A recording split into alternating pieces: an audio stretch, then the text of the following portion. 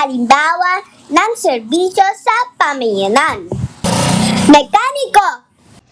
Magandang araw po. Ako po si Nathaniel F. Califnao. Ako naman po si Roxanne Denise J. Bulano.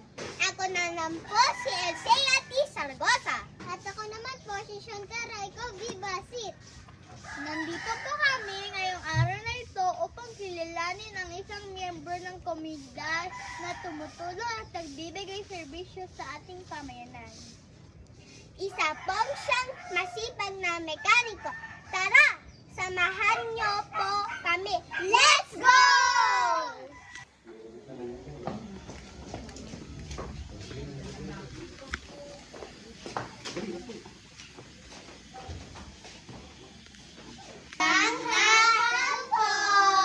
Magandang hapon din po.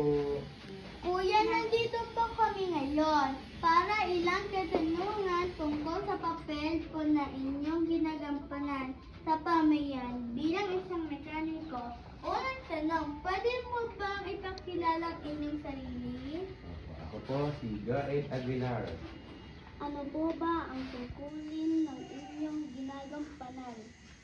Ang tungkulin na aking ginagampanan bilang isang mekaniko ay pagdadiagnose ng sira, paggawa ng mga sira, pag-wirings ng mga motor. Gaano na po kayo katagal sa inyong trabaho? Mga 12 years na.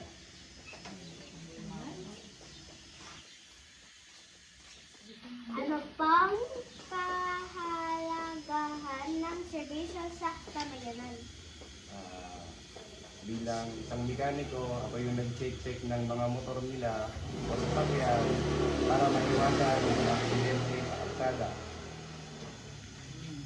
Bilang isang mekaniko, ano naman po ang karanasang hindi niyo po makakalimutan?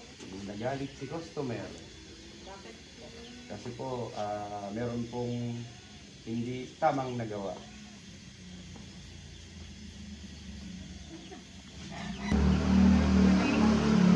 Ano po ang customer po kayo? Kaya siya nagalit sa akin kasi yung nagagawa ko lang, nasira agad. Ganon. Pero ipinaliwanag ko naman sa kanya kung bakit nasira. Na ganito yung ikinabit namin, na hindi branded na pyesa, kaya siya nagalit kasi nasira agad. Ahira po ginagawa niyo? Medyo, pero pag sanay ka na, hindi na siya ganon kahirap.